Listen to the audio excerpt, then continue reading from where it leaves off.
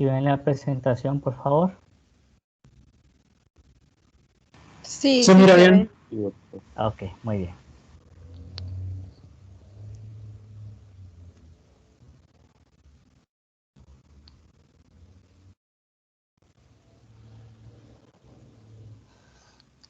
El tema del día de hoy es introducción a la higiene mental y la comunicación como una herramienta para la promoción de la salud mental o de la salud en términos generales.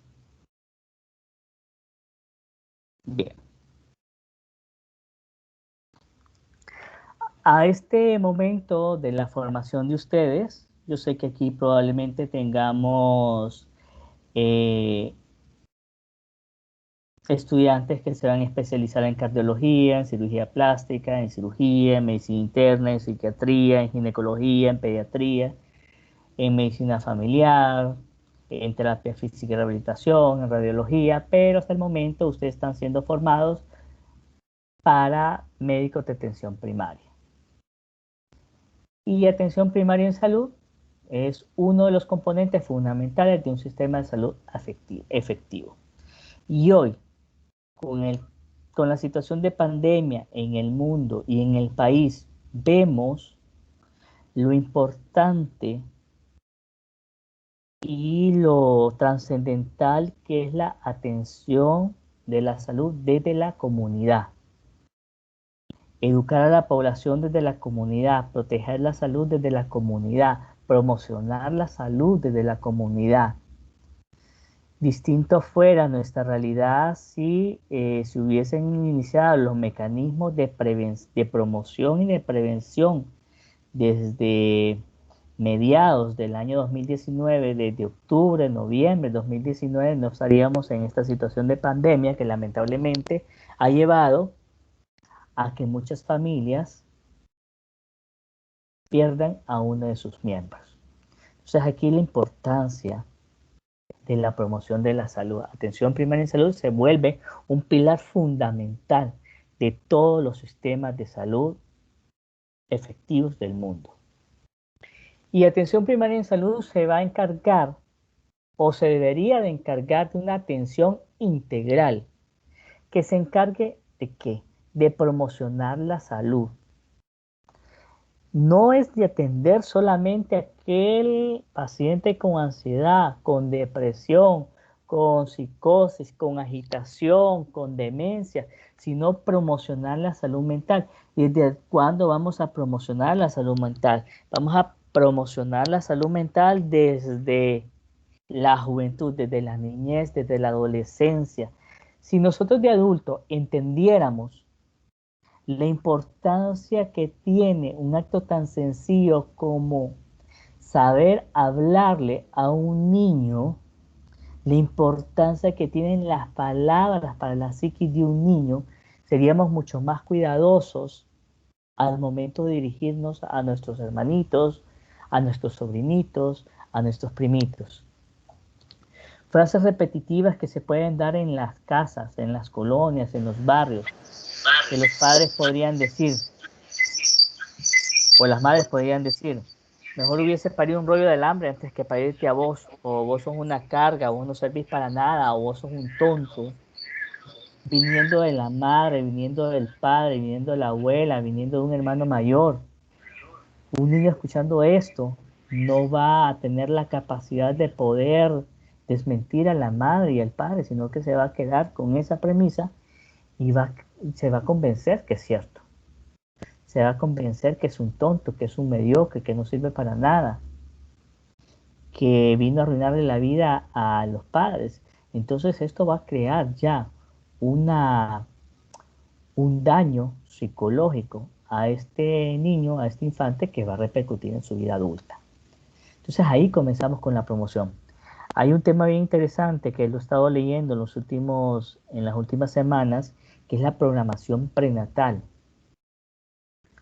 Cómo la ansiedad, la depresión, el estrés que vive la mamá durante la gestación podría provocar cambios en el sistema nervioso central del niño, del producto del feto, como la desnutrición podría provocar problemas en el neurodesarrollo de este producto. Entonces aquí es importante la promoción. También la prevención primaria, la prevención secundaria, incluso la prevención terciaria para reducir las secuelas de las enfermedades mentales. Recordemos que APS se convierte en el primer contacto con el sistema. Ustedes como médicos de atención primaria, como médicos internos, como médicos en servicio social, como médicos generales, van a ser el primer contacto que el paciente tenga con el sistema de salud.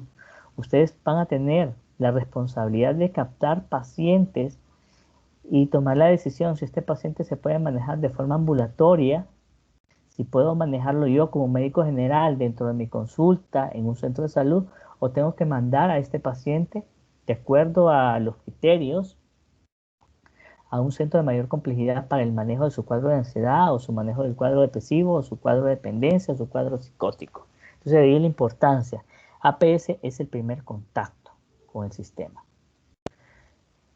Lamentablemente, en nuestra medicina, pues nos enfocamos en un enfoque curativo, pero también necesitamos tomar en cuenta ese enfoque psicosocial, todo encaminado a elevar la calidad de vida de cada uno de los miembros de la comunidad, de la población, y mejorar la salud mental en general de la población.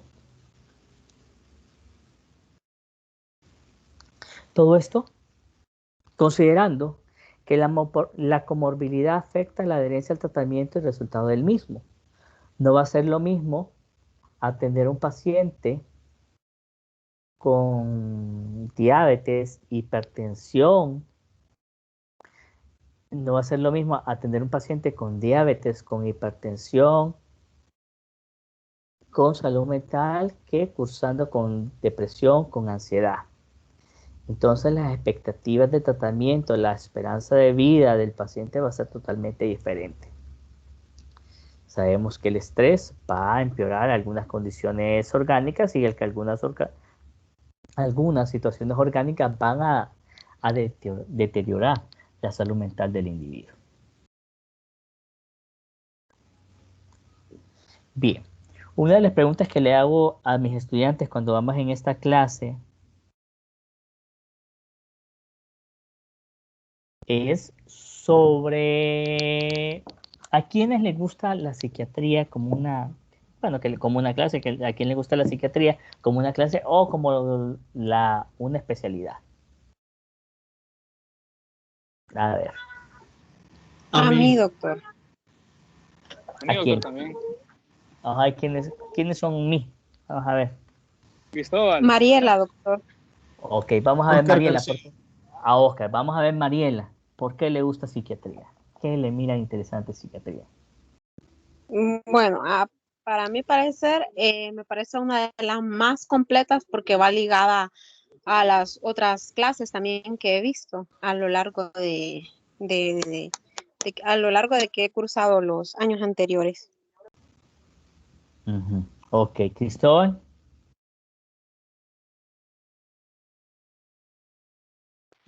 A mí me gustó, doctor, por los docentes que me dieron la clase. Uno de ellos fue usted. Y porque he aprendido que hay ciertos eventos en la vida que pueden trascender en la forma en cómo nosotros actuamos durante toda la vida. Ok, muy bien, Oscar. No sé, simplemente es un campo de interés mío. Parte de ello es porque soy algo cínico al respecto. Todavía no entiendo muy bien cómo es que solo pensar en estar enfermo o tener pensamientos negativos, entre comillas, te puede enfermar. Entonces, eso es lo que me interesa de ella. Ok, muy bien. ¿A quién definitivamente no le gusta psiquiatría? ¿A quién no le gusta la psiquiatría ni como clase ni como especialidad? Vamos a ver.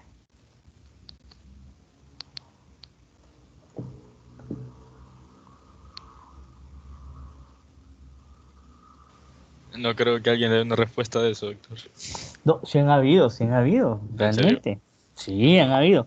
Hace un tiempo atrás, de forma presencial, un exalumno mío me dijo en plena clase que la psiquiatría para él era algo subjetivo, algo que realmente no lo miraba científico, que era bastante subjetivo. Lo paradójico de la vida Es que años después, alguien tocó la puerta de mi consultorio. Abrí la puerta y era él, viviendo una situación bastante difícil, una situación que meditó ayuda profesional y que afortunadamente se le ayudó y pues dejó de ser subjetiva para convertirse en una especialidad a la cual abocarse. Muy bien. Para mí, yo creo que todo, cuando uno está estudiando pregrado, una de las especialidades que más le llama la atención es medicina interna, pero con el paso del tiempo, cuando yo regresé a Tegucigalpa, estudié una especialidad meses antes de elegir la especialidad, pues decidí buscar y inclinarme por la psiquiatría y 10 años después, pues yo les diría que no me arrepiento de haber escogido esta especialidad. Considero que es bastante completa, que se ve al hombre, se ve a la mujer de una forma integral, al ser humano de una forma integral y pues se le busca atención y ayuda lo más humanamente posible. ¿Por qué es importante la promoción de la salud mental? Gracias chicos a los que participaron. Porque 25 a 40% de los pacientes que consultan en atención primaria en salud tiene algún padecimiento psiquiátrico. Y lo vemos en pacientes con dolor de cabeza que de repente no mejora con los tratamientos convencionales. Lo vemos en pacientes que de repente no,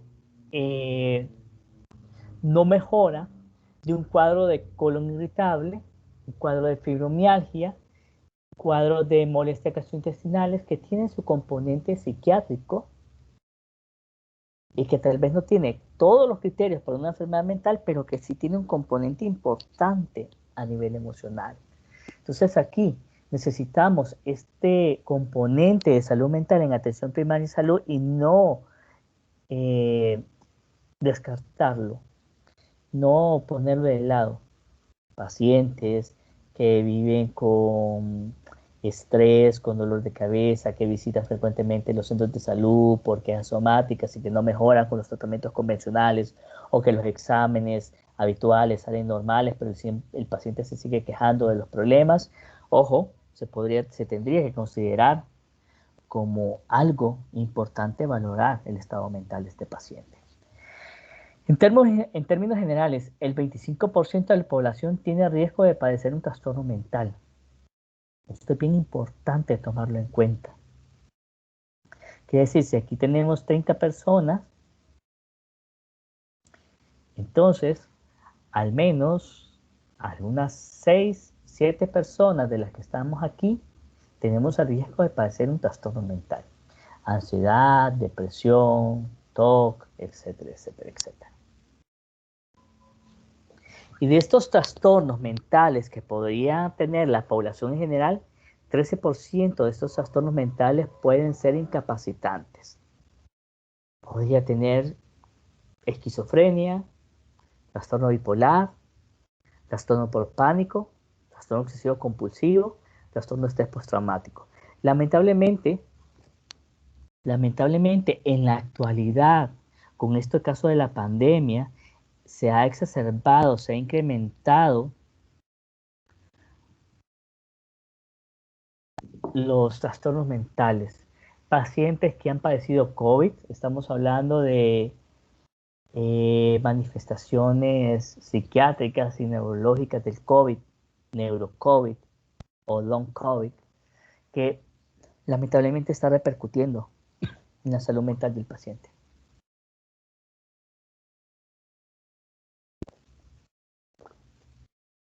Bien, médicos generales y médicos especialistas de primer nivel de atención indican psicofármacos. Aquí va otra pregunta.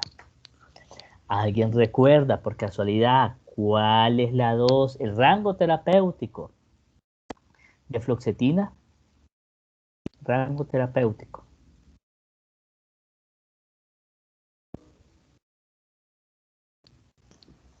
Creo que de 10 a 80. Más o menos de 10. ¿Quién contestó ahí? Carla Alfaro. Carla Alfaro. Muy bien, Creo Carla que Alfaro. Ajá, diga. Entre 10 a 20 hasta 80 miligramos. En casos de TOC, pues 80 miligramos.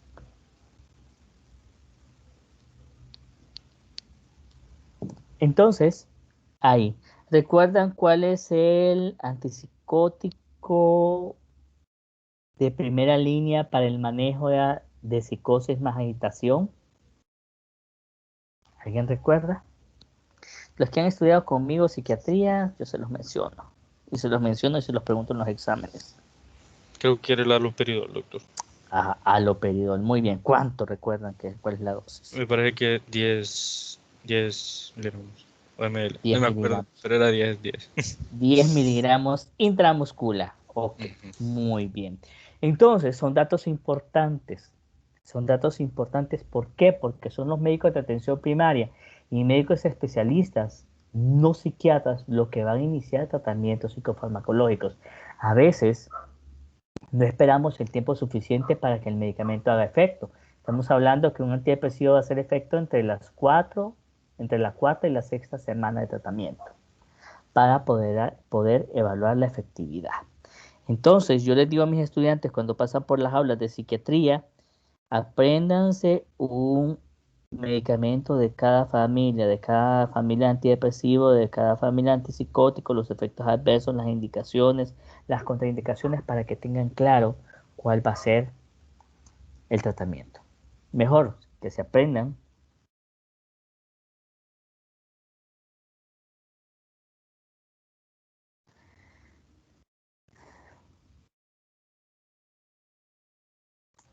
Podrían hacer que tengan malas respuestas porque abandonan el tratamiento antes de tiempo o desesperarse porque no han tenido un efecto inmediato con los medicamentos, sin recordar que van a pasar 4 o 6 semanas para ver realmente la efectividad del tratamiento. 5 buenas razones para integrar la salud mental en APS. La carga de los trastornos mentales.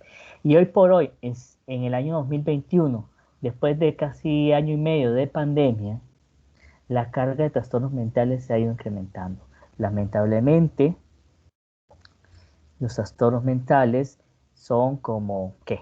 La quinta ola que nos trae el COVID, la pandemia del COVID realmente.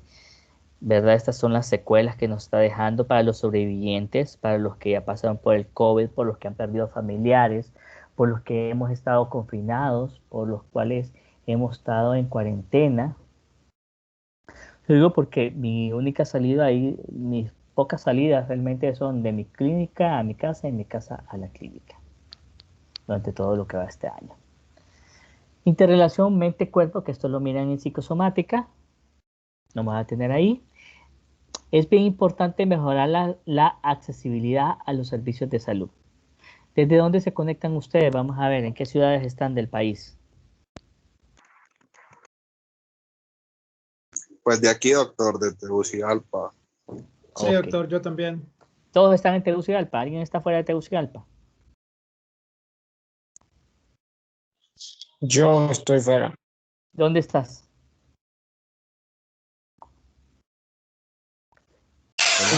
Comayagua. Comayagua. ¿Hay psiquiatra en Comayagua? Sí, hay 2. En Comayagua hay 2 psiquiatras. Creo que sí, doctor. No estoy seguro. Hay uno en Comayagua y hay otro en Ciguatepeque. Ok. Solo en Comayagua hay gente. No hay nadie más afuera de Tegucigalpa. Pues, O que sean... pues yo de Ajá. afuera, pero no estoy allá.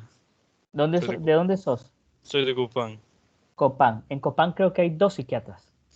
Pues sí, hay 2, creo, en el centro quirúrgico de Santa Rosa. A nivel privado, no hay a nivel público, creo. Solo hay uno a nivel público. A nivel público no conozco, solo los privados. Correcto. No hay psiquiatra en Gracias a Dios, no hay psiquiatra en el departamento de Valle, no hay psiquiatra en El Paraíso, no hay psiquiatra en Colón, no hay psiquiatra en Lloro, pero en Progreso queda cerca de San Pedro, así que no hay psiquiatra en Tibucá, no hay psiquiatra en Ocotepeque. Entonces, lamentablemente, toda esta gente que vive en estos municipios, en estos departamentos, lamentablemente tienen que viajar a ciudades como San Pedro Sula, como Tegucigalpa, para recibir atención pública, porque en Honduras solo existen 2,5 hospitales públicos que manejan exclusivamente enfermedades mentales. Hospital Mario Mendoza en el centro de Tegucigalpa y Hospital Santa Rosita en Valle de Amarateca, que está concentrado en la región central. El Hospital San Juan de Dios en San Pedro Sula es un hospital que solo maneja consulta externa. Por eso hablo yo de 2,5 hospitales. Hay psiquiatras a nivel de seguro social solo en la ciudad de San Pedro Sula, en la ciudad de Tegucigalpa y en la ciudad de Choluteca. En los demás hospitales no hay, creo que en Olancho hay una psiquiatra que atiende a nivel privado, no sé si a nivel público, pero hay poco acceso a la salud mental fuera de las grandes ciudades. Entonces eso, es importante integrar la salud mental porque mejoraría el acceso a los servicios de salud. Respeto a los derechos humanos y disminución del estigma. Otra pregunta que hago siempre en esta clase. Ustedes necesitan que cuiden a su abuelo, a su papá, a su mamá, a un hermanito o a su hijo. Les llegan 2 personas a buscar trabajo. Las 2 personas tienen antecedentes psiquiátricos. Una de ellas es valiente, entre comillas, y les habla con sinceridad y les dice que ella tiene antecedentes psiquiátricos y que ya les trabajaría y sí les pediría el permiso para venir a consultar al Mario Mendoza o al Santa Rosita por su tratamiento. La otra lo oculta y no les dice nada. ¿A cuál de las 2 les daría el trabajo? Con sinceridad. La que es honesta, doctor. Sí, a la que me dijo. Ok. Sí, a la primera. Todos A la dicen que no. Bueno, aunque también se lo Creo daría a que la primera, dependiendo de cuál es el antecedente psiquiátrico que tiene, siendo sincero. Doctor, creo que sería más fácil dárselo a la que no dijo porque no sabemos, no tenemos conocimiento de su enfermedad. Ajá, sí. La mayoría contesta que se lo darían al que no dice nada. Pero realmente la respuesta sería ¿cuál es el diagnóstico? Sí, eso iba a decir yo, fíjese, porque si tenía un antecedente como cleptómano, entonces... Bueno, el cleptómano, bueno, sí. Todos los malos es el menor. Pero ¿qué tal que sea disocial? No va a decir que es disocial. O que sea borderline. O que tenga trastorno de ideas delirantes paranoides. Entonces va a depender del diagnóstico realmente. Pero lastimosamente, antes, años atrás, en el país, cuando alguien decía voy donde el psiquiatra, wow, era un estigma tremendo. Creo que eso ha ido disminuyendo. En mis inicios, allá por el 2010, cuando yo comencé a dar consulta a nivel privado y recién graduado, yo me gradué en el 2009, yo iba a Choluteca a dar consulta e íbamos con un neurólogo.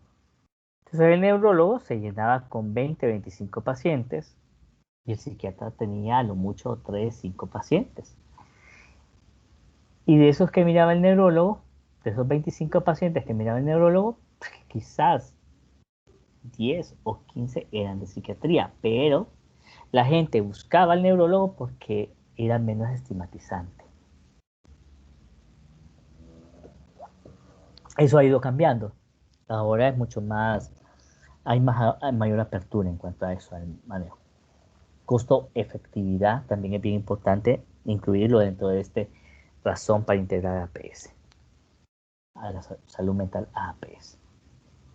Porque hay deficiencias, lo vamos a manejar en 3 aspectos. A nivel del médico, realmente hay gente que no le gusta la psiquiatría, no le cae bien la psiquiatría, tuvo malas experiencias con los docentes, tuvo malas experiencias con la rotación. Cuando rotó por el Hospital Mario Mendoza en el Santa Rosita, definitivamente no le gustó. O también la historia personal impide empatizar con este tipo de pacientes. El paciente psiquiátrico es un espejo donde a algunas personas no les gusta reflejarse, porque le recuerda algo que lamentablemente no quieren reconocer. Quizás un familiar que padece un trastorno mental, quizás un temor, un miedo a padecer un trastorno mental, entonces no puede. Tal vez yo tengo un conflicto interno y ver llorar a una persona, hace que a mí se me revuelve eso y yo no voy a tener la capacidad pues, de poder soportar, entonces no me gusta manejarlo. La pobre empatía. Y la falta de pericia, porque quizás no tuve el entrenamiento, la expertise para poder trabajar con ellos. Desde el punto de vista del paciente, género, las mujeres buscan atención médica más que los hombres. Los hombres somos mucho más resistentes a buscar atención profesional. Tipo de trastorno mental. No es lo mismo padecer ansiedad que padecer esquizofrenia o trastorno mental, como el trastorno bipolar o el trastorno estrés postraumático. Va a depender de cada trastorno. Cada trastorno tiene su complejidad. Hay unos con mayor discapacidad que otros, pues. A nivel cultural y a nivel social, ya lo había mencionado, el estigma, y a veces se podría gastar más dinero en ir a un curandero o ir donde un brujo a que ir donde un psiquiatra, y a mí me ha pasado a nivel profesional, que han gastado un montón de dinero llevando a un paciente donde un curandero y de un brujo, y lamentablemente todos los que van donde un curandero y un brujo siempre les han hecho mal. Les han sacado 5.000, 10.000, hasta más dinero, y lamentablemente no les funciona lo que ellos hacen, no es duradero el efecto y después vuelven a caer y después van a buscar al psiquiatra.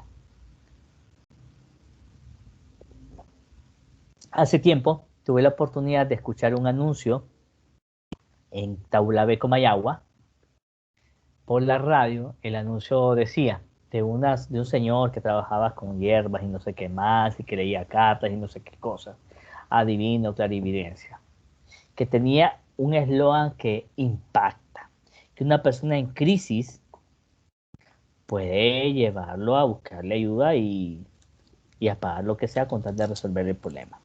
Se resuelven problemas como atraer a ese ser amado que se te va, si te le han echado tierra de muerto al negocio, si no es tu suerte, si pierdes tu trabajo, si te tienen enemistad, si tienes un jefe que te trate mal, etcétera, etcétera, etcétera. Pero la frase que a mí me impactó, que me llamó la atención y que es de buen marketing: cuéntame tu problema, mayor es mi capacidad. Alguien en crisis que escuche eso, cuéntame tu problema, mayor es mi capacidad, impacta al punto que puede pagar lo que sea con tal de recibir ayuda. Entonces, a veces la gente gasta más dinero en este tipo de charlatanes, entre comillas, que un profesional de la salud mental. Y por último, lamentablemente en los hospitales públicos hay una sobredemanda de los servicios de salud, hay falta de tiempo por parte del personal médico que los atiende y una falta de asesoramiento en el manejo de este tipo de enfermedades. Todo esto va a llevar a deficiencias en el sistema en cuanto a los temas de salud.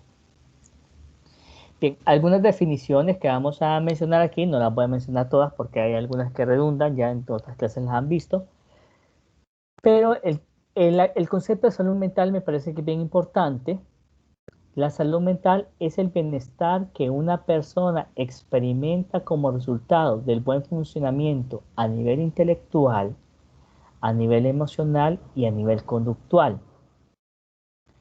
Este buen funcionamiento a nivel intelectual, a nivel emocional y a nivel conductual le va a permitir al individuo poder convivir con su familia, con sus vecinos, con sus compañeros de trabajo, le va a permitir trabajar, incluso algo que podríamos no considerarlo importante, pero que sí lo es, recrearse, distraerse. Entonces aquí es importante eso también. Salud mental es convivir, trabajar, pero también distraerse y divertirse. Enfermedad mental sería todo lo opuesto, pues es una alteración de tipo emocional, cognitivo y comportamental reflejados en los apartados del examen mental, que va a traer como consecuencia dificultades ya sea en el convivir, en el trabajar o en el recrearse. Higiene mental es el conjunto de actividades que permiten que una persona esté en equilibrio con su entorno sociocultural. Cuando ustedes están estresados, cuando ustedes están sobrecargados, ¿qué hacen ustedes para estar tranquilos,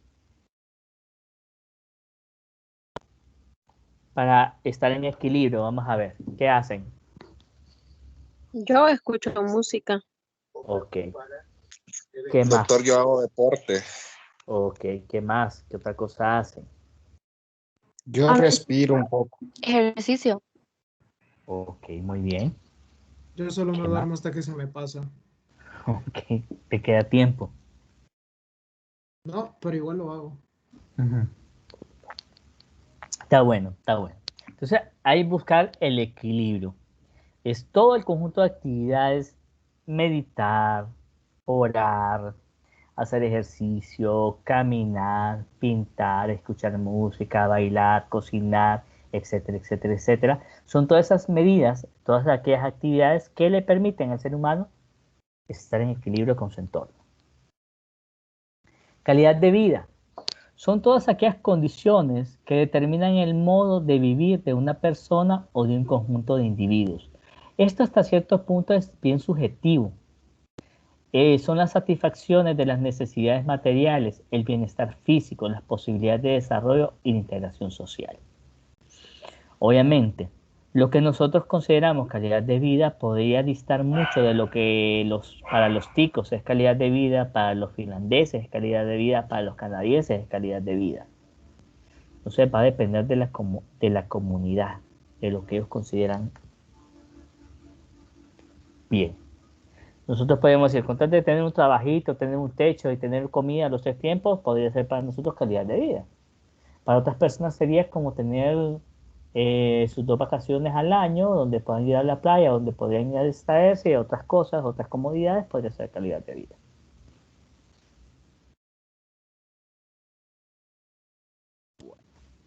Aquí otro tema que voy a mencionar es resiliencia, otro concepto, que a mí es una de las palabras que más me gustan.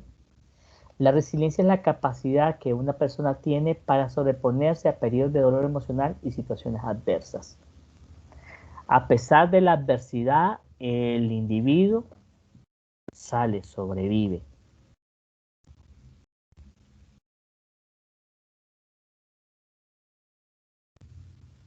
Entonces, esta es la resiliencia, la capacidad de salir adelante pese a la adversidad. Y estigma son los atributos de un individuo que le generan profundo descrédito y devaluación social. Y puede ser autoestigma, puede ser estigma familiar, puede ser estigma social. Son unos cuadritos que yo siempre armo en estas clases. Factores de protección son aquellas condiciones, situaciones o características que protegen o potencian las capacidades y que permiten estar fortalecidos ante las situaciones de riesgo o adversidad.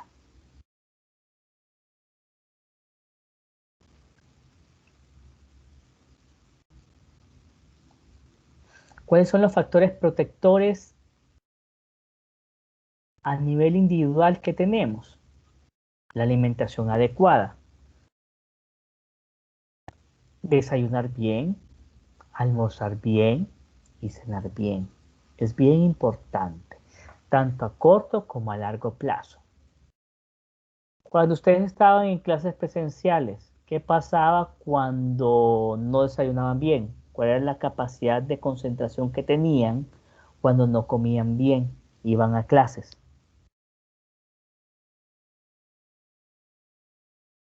Mala, o al menos no era un 100% de ella. Ok. Y la otra, cuando se pegaban esas semejantes forradas que comían hasta llenarse, hasta saciarse, como eran esas clases después del almuerzo. Con sueño.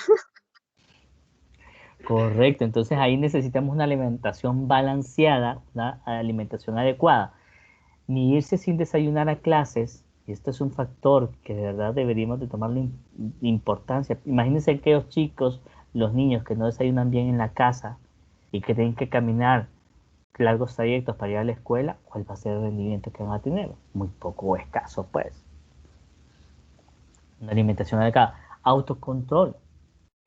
¿Quién de ustedes se ha enojado alguna vez con un docente?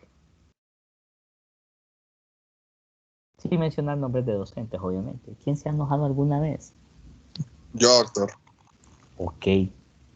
¿Y qué has hecho cuando te enojas con el profesor, con el docente? Solo lo quedo viendo mal. Ajá. ¿Y por qué no haces algo más? No sé. No, porque si hago algo, perdón, van a haber repercusiones para mí, para todo el grupo, entonces mejor uno se queda callado. Correcto. Entonces, el autocontrol es un factor protector. Entonces, hay personas que lamentablemente no tienen autocontrol. ¿Qué pasaría si no tuvieras autocontrol? No sé, probablemente le diga sus cosas o me pase de la raya diciéndole otra, no sé. Correcto. Pero Entonces, no llegar a lo físico tampoco. correcto, el autocontrol es un factor protector. Hay personas que lamentablemente no tienen esta capacidad y se dejan llevar por los impulsos y tienen problemas. Habilidades sociales es otro factor protector. Habilidades sociales implica también tener la capacidad de pedir ayuda cuando las necesitamos. Hay personas que no tienen esa habilidad de pedir ayuda, de saber hasta dónde tienen capacidad de poder desarrollar los problemas y que se quedan callados. Y una autoestima adecuada. Por ejemplo, cuando nos ofrecen drogas. ¿A quién no le han ofrecido drogas? Yo creo que a la mayoría de personas le han ofrecido drogas en algún momento de su vida, pues. Cuando yo fui médico en servicio social, allá por el 2002 o 2004 era. 2003 o 2004, yo viví solo en servicio social. Bueno, viví con un grupo de chicos, más o menos de mi camada. Y yo recuerdo que ahí hacían fiestas y tomaban alcohol y toda la onda. Y yo afortunadamente, yo tenía bien claro cuál era mi objetivo de estar ahí en la ciudad de Progreso, a qué iba yo, cuál era mi trabajo, cuál era mi función, y yo nunca probé droga, pues, a pesar de que tenía acceso. Ese es parte también de la autoestima, de la capacidad de autocontrol y de las habilidades sociales, de aprender a decir no, es un factor protector. A nivel familiar, una familia que me brinde seguridad y estabilidad para mi salud mental es bien importante. Una familia que me brinde la oportunidad de comunicarme afectivamente y de forma efectiva. Que se me permita expresarme emocionalmente, que no me pongan trabas, que me acepten cuando yo lloro, cuando yo me río, cuando hay una pataleta. A nivel escolar, un sentido de pertenencia a esa institución educativa a la cual yo estoy articulado. Pares prosociales, pares que me ayuden, que me motiven a salir adelante, a estudiar, a involucrarme en actividades sociales. Reconocimiento también es bien importante, que reconozcan mi esfuerzo, mi labor como estudiante, y una institución educativa que tenga reglas. A nivel social, un referente prosocial, un referente positivo. En mis tiempos, cuando yo estaba chico, ¿quién podría ser? Mi pediatra, mi papá, el cura de la parroquia, el pastor, un futbolista. Pero ahora, ¿cuáles son los referentes de los adolescentes, de los chicos? Vamos a ver, ustedes que tienen sobrinos y que tienen primitos, ¿cuáles son los referentes de ellos? ¿A quién se quieren parecer? A los youtubers. Correcto. Entre otros, a los cantantes de reggaetón y a no sé quién más. Lamentablemente, esos son los referentes. Entonces, tal vez no son los mejores, o los que consideramos que no son los mejores, esos referentes. Estabilidad laboral es un factor bien importante. Nadie puede planificar su vida sin tener una estabilidad laboral. Una vivienda digna. Y eso también viene siendo como relativo, que es vivienda digna. Ahí va. Factores de riesgo. Son todos aquellos factores o condiciones que llevan o propician a que un trastorno mental se desarrolle o agrave. En resumen, sería todo lo opuesto a lo que vimos en la diapositiva anterior. Solo voy a agregar algo más acá. A nivel individual, bajo peso al nacer. Ya es un factor de vulnerabilidad, prematurez. Ya es un factor de vulnerabilidad. discapacidad física o discapacidad intelectual. Lastimosamente, vivimos en un país no inclusivo. Recordemos hace cuánto hicieron la rampa. ¿Recuerdan ustedes en qué año hicieron la rampa de la Facultad de Medicina? Creo que fue hace como 2 años o 3 años.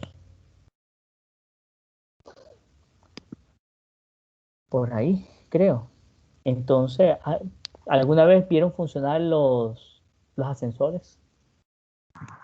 No, doctor. Que yo Una recuerdo, vez. una vez, ¿los viste funcionar? Bueno, qué bueno, tuviste Sí. Yo no recuerdo haberlos visto funcionar realmente.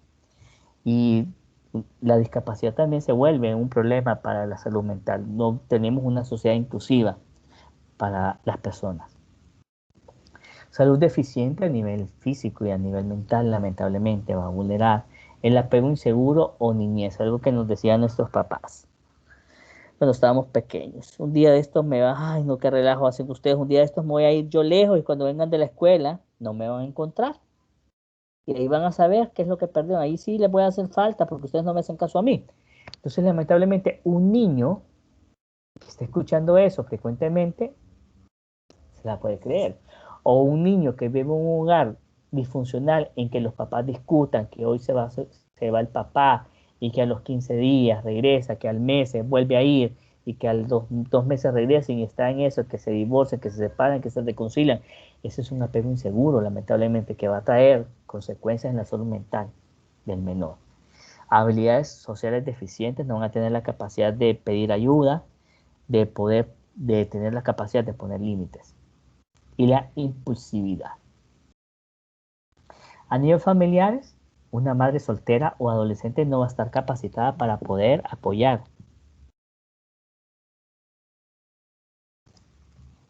al niño, a la niña. Familia numerosa.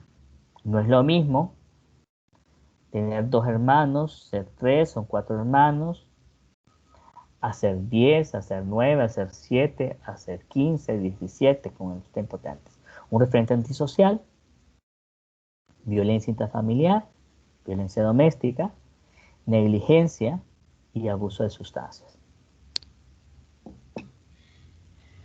Lamentablemente, cosas que se repiten en las historias clínicas de los pacientes que yo evalúo en la consulta privada. Desintegración familiar, violencia doméstica, violencia intrafamiliar, abusos sexuales, bullying, maltrato, abandono, separaciones, alcoholismo.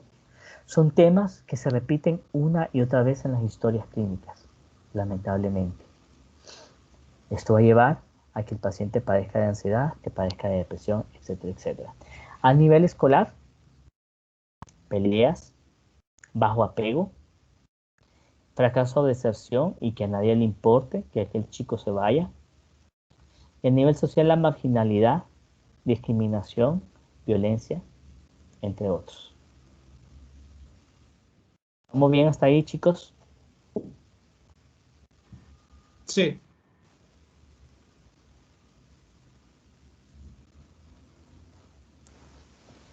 Sí, doctor. Ok. Estrategias de trabajo para el manejo de los trastornos mentales. ¿Qué tocaría hacer? La sectorización. Significa que en cada departamento o en cada región debería de existir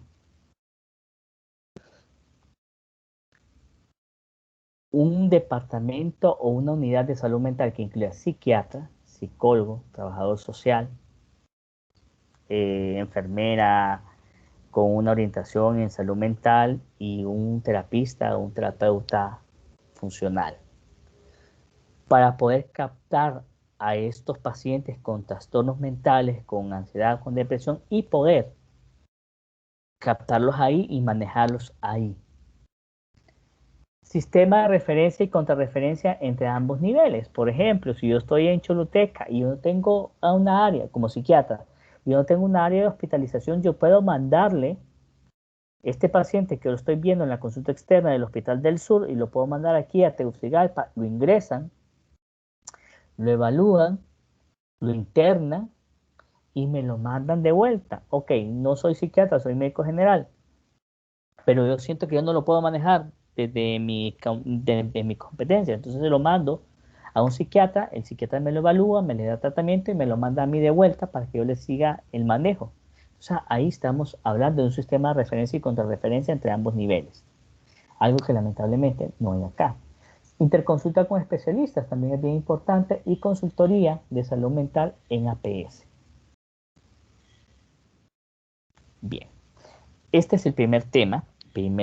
Vamos a ver con el segundo tema, que es la comunicación como herramienta para la promoción de salud. Si tienen oportunidad de ver alguna película, yo les recomiendo ver la película Amar la Vida, creo que así se llama, que es bien importante en el tema de relación médico-paciente, que es algo fundamental. ¿Cuál es la realidad en cuanto a la relación médico-paciente? ¿Quiénes han tenido la experiencia de ir como paciente o llevar a sus familiares a la consulta externa de un hospital público y que el médico que los atienda no sepa que ustedes son estudiantes de medicina? ¿Cuál ha sido la experiencia?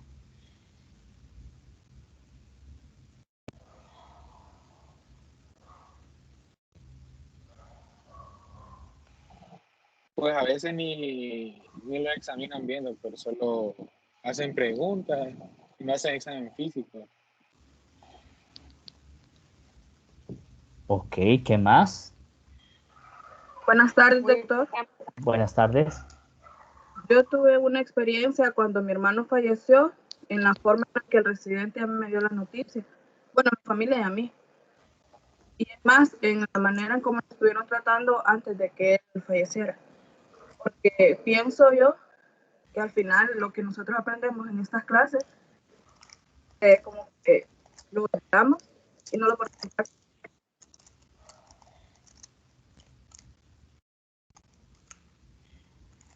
Hola. Hola.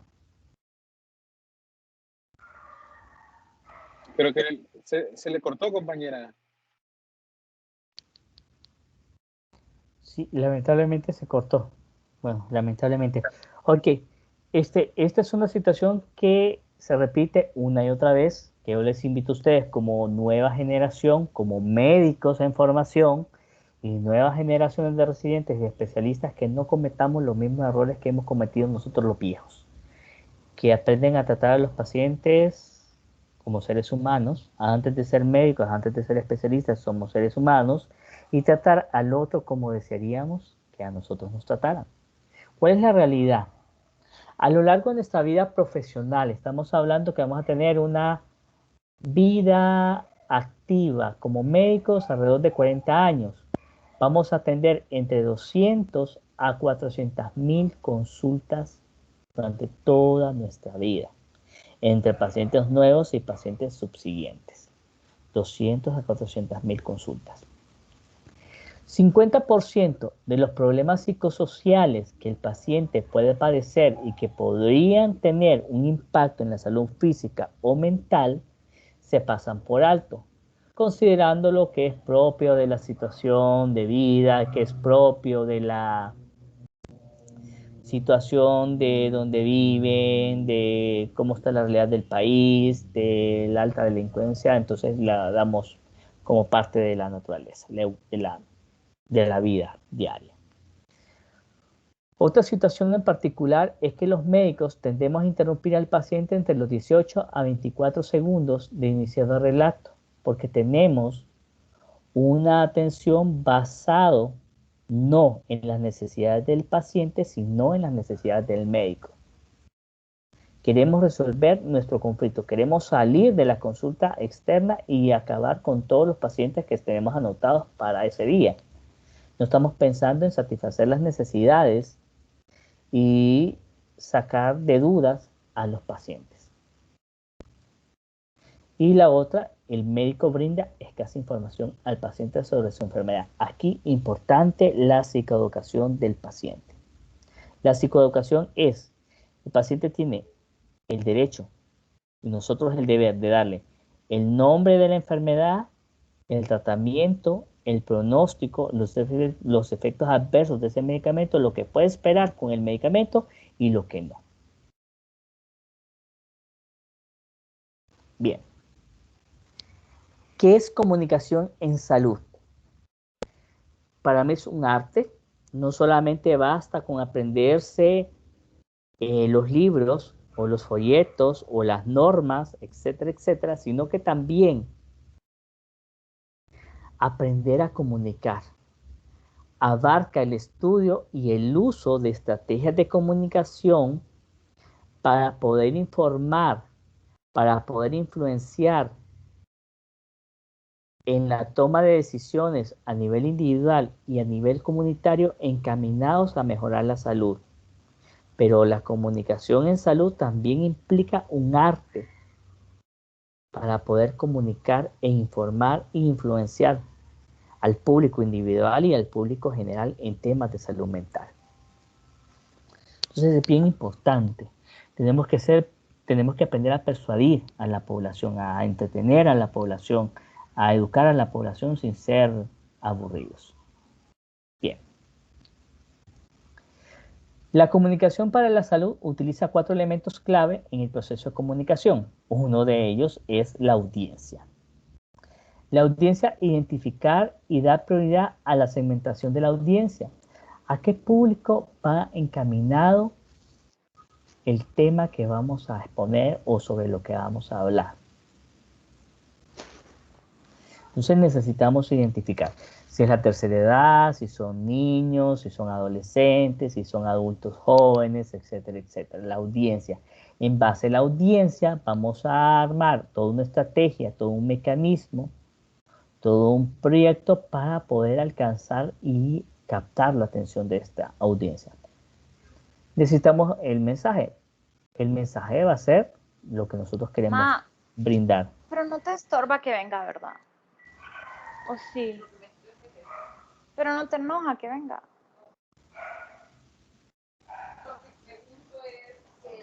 Entonces el mensaje está preciso, basado en las fuentes que son científicamente veraces, ¿verdad? Que tenemos que buscar información que esté accesible a todo el público, una fuente confiable, una fuente científica, una fuente que esté comprobada, y pues buscar el canal para llegar a la audiencia. Sumado todo esto a un fuerte componente de investigación y de participación.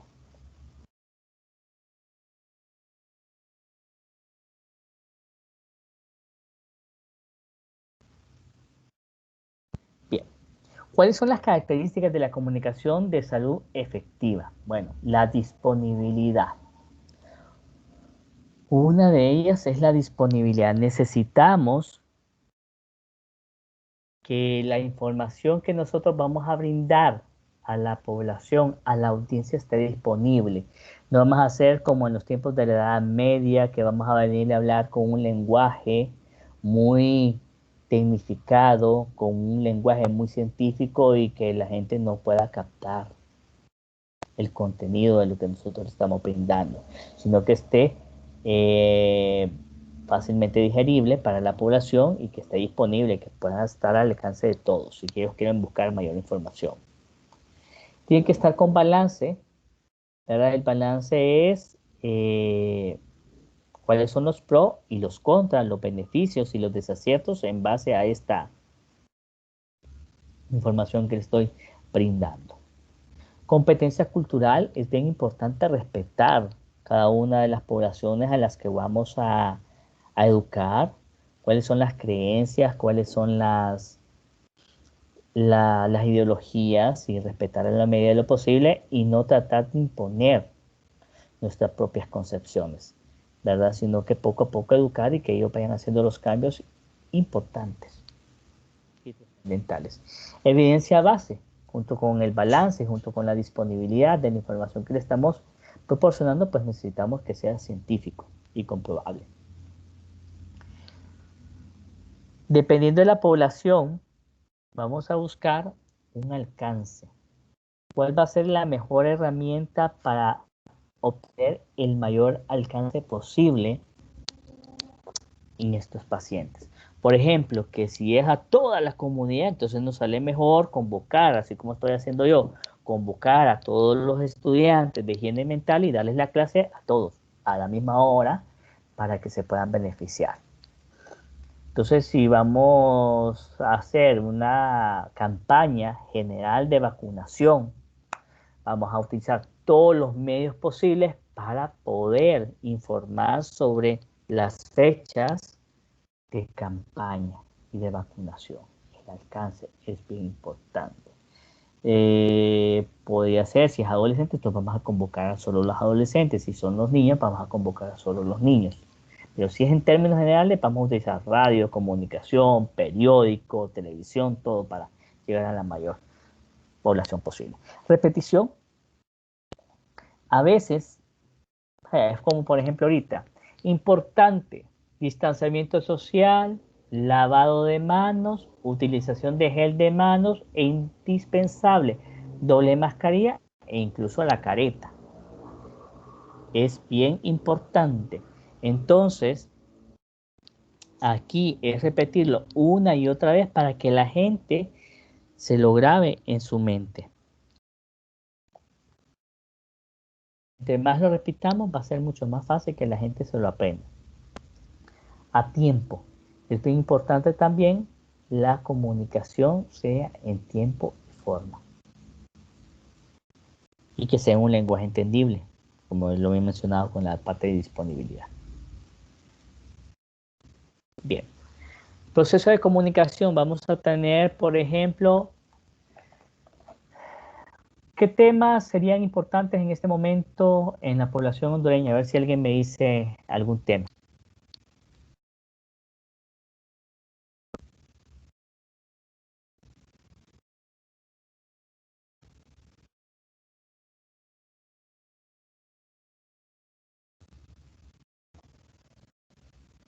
Doctor, como cualquier tema que pueda ser importante para la población hondureña actualmente. ¿Sí? No sé, digamos la información para la vacunación ahorita de adultos mayores contra el COVID-19. Correcto, muy bien. Ese sería el tema. Entonces, tema vacunación en adultos mayores. Entonces, lo primero que tenemos que hacer es, tenemos una población que aparentemente, como dice su presidente, un 34-35% de la población no se quiere vacunar, en términos generales. Entonces necesitamos hacer una investigación y un análisis del problema.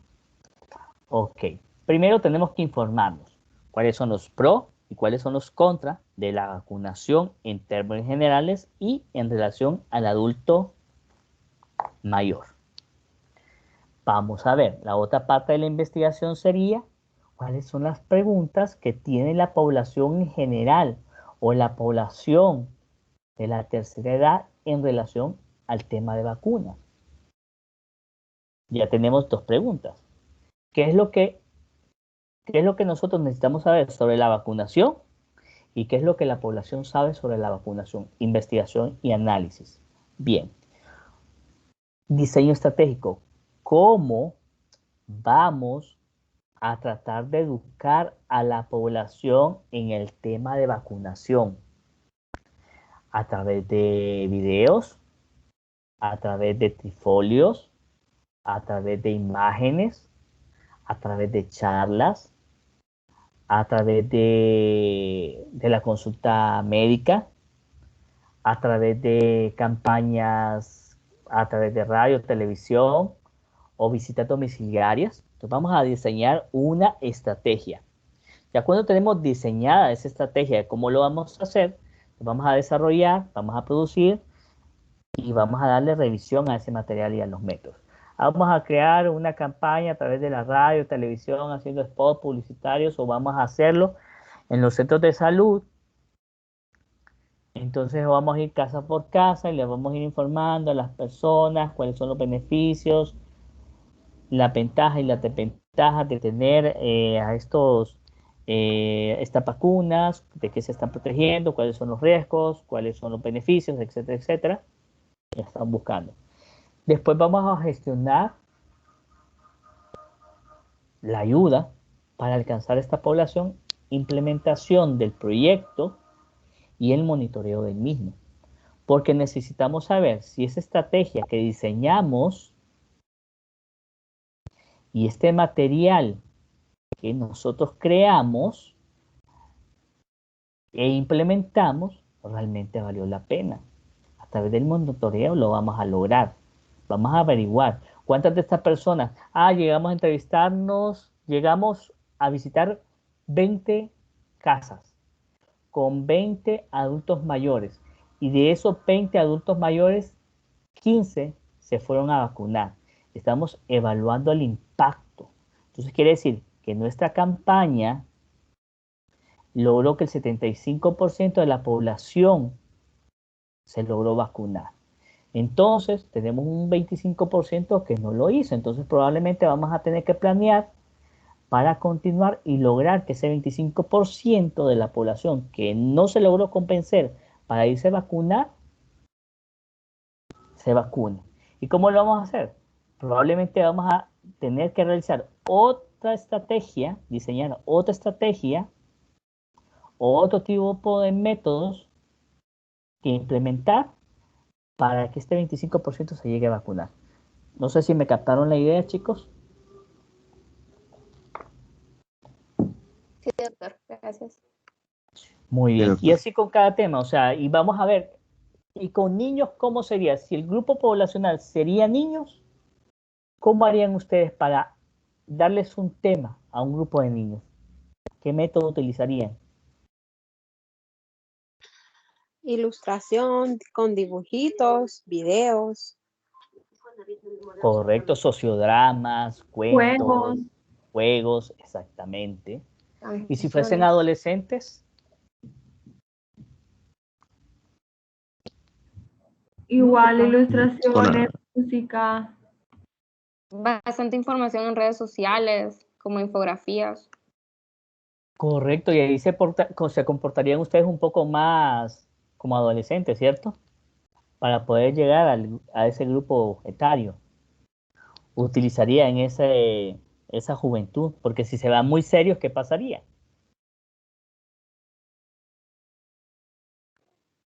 Si llegan muy formales a alcanzar ese grupo. Puede que no presten atención o que no les o que no capten toda la información o que no les interese. Exactamente, porque se van a hacer muy formales. Igual, o si ustedes van a llegar muy divertidos o muy joviales a un grupo adulto mayor, entonces tampoco ellos van a considerarlos como, o sea, van a tener ese diseño de estrategia y ese método va a depender del grupo etario al cual ustedes van a buscar. Entonces, obviamente, como esto solamente es virtual, cuando es de forma presencial, pues tienen la mayor oportunidad de poder crear ese plan. Además, cuando se trabajaba con los niños de la sala de oncología pediátrica, buscaban estrategias y se disfrazaban, los estudiantes se disfrazaban, ponían películas, ponían videos, hacían dibujos, hacían dinámicas, todo eso, con tal de llevar ese mensaje. Bien, es bien importante para estas técnicas educativas para la salud de acuerdo al grupo etario, tener bien claro sobre qué vamos a dialogar, que es como un resumencito de la diapositiva anterior, con quiénes nos queremos comunicar, qué camino invitamos a recorrer, cómo invitamos a recorrer, a través de qué recursos, medios, acciones es más útil y productivo entablar ese diálogo. ¿Y cuáles son, por ejemplo, los medios que tenemos nosotros o los momentos que nosotros podemos educar a la población? En los talleres interpersonales. Medicina es eso, talleres. Enseñar aprendiendo y aprendiendo enseñando. Entonces, en las comunicaciones interpersonales, en los talleres, tenemos la oportunidad. Por ejemplo, aquí tenemos una que a simple vista, ¿qué es lo que están haciendo estos chicos en la tercera imagen? En la imagen inferior. Higiene bucal. higiene bucal solamente con la imagen. Y este probablemente sea un grupo de niños de edad escolar, tal vez prekinder, primero, segundo y tercer grado probablemente. Pero ellos se disfrazaron de esa manera para captar la atención de los niños. Entonces, eso es bien importante tomarlo en cuenta. Entonces, aquí tenemos, por ejemplo, una consulta o están esperando en la sala de espera, antes de entrar a la consulta, el tema de lactancia materna y un grupo de mujeres gestantes para explicarles de la importancia de la lactancia materna. Es población más grande, entonces los eventos más grandes como campañas de vacunación. La consulta clínica también es un buen momento para poder educar a la población, actividades recreativas, rotafolios, como el que ven ustedes ahí, radio. La radio puede ser el pueblito más distante, pero siempre van a tener un radio. Los trifolios, murales con ayuda audiovisual. Recomendaciones para mejorar la comunicación. Aquí es bien importante. Yo creo que ya estamos llegando al final de esta clase. Para mejorar la comunicación tenemos que aprender nosotros los médicos a interrumpir menos durante la entrevista. Interrumpir menos al paciente durante la entrevista. El paciente en los primeros 5 o 10 minutos, el paciente va a decir qué es lo que le está pasando. En los primeros minutos de la entrevista. Entonces hay que escucharlo y después nosotros vamos a ir encaminando la entrevista de acuerdo a lo que nosotros necesitamos saber. Pero lo primero es escuchar al paciente. Otro dato importante, entrevistar al paciente centrándonos en sus necesidades para lograr la satisfacción del paciente y no tanto en lo que nosotros necesitamos manejar. Darle prioridad al paciente, dejar el teléfono a un lado, dejar la Coca-Cola a un lado, dejar el libro a otro lado, sino que enfocarnos en el contacto visual es bien importante con el paciente. La psicoeducación es bien importante para lograr mejorar la adherencia para el paciente y buscar en la medida posible solucionarle el problema inmediato al paciente. El paciente no duerme, entonces hay que hacerlo dormir. El paciente está lábil emocionalmente, entonces vamos a tratar de que no esté lábil emocionalmente. El paciente necesita contención, entonces hay que ayudarlo a contenerlo para que el paciente se siente más seguro y poco a poco vamos resolviéndole los conflictos.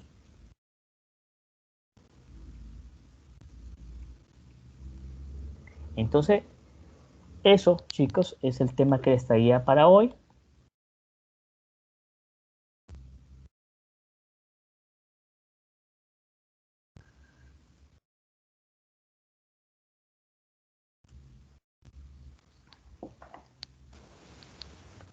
No sé si tienen alguna pregunta o algún comentario.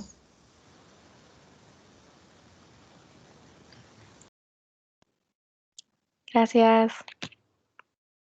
Ok, muy bien. Gracias, doctor. Ok, muy bien, ya me mandaron a descansar entonces. Ok, chicos, Gracias, entonces, muy bien. Nos conectamos el martes, siempre a las 3 de la tarde, porque ustedes no pueden antes. Entonces nos conectamos el martes. El martes, creo quizás, no sé si la doctora Ana Paguada le paga la clase o si no se la doy yo. El tema que sí es el tema de familia, creo. Si se las doy yo, nos vamos a conectar un poquito más tarde porque me toca dar clases de psicopatología y tengo que revisar 2 historias clínicas con ellos. Entonces comienzo como a la 1:30 con estos chicos y quizás la clase con ustedes la comience entre las 3:15 y las 3:30 por tarde. ¿De acuerdo? Entendido, doctor. Gracias. De acuerdo, Ok, muy doctor. bien. Muchas gracias. doctor. Gracias, chicos. Un gusto. Cuídense. Un placer. Igual. Un gusto ver. Gracias, doctor. Igualmente, Gracias. feliz tarde. Igual. Nos vemos, doctor. Gracias. Nos vemos. Gracias.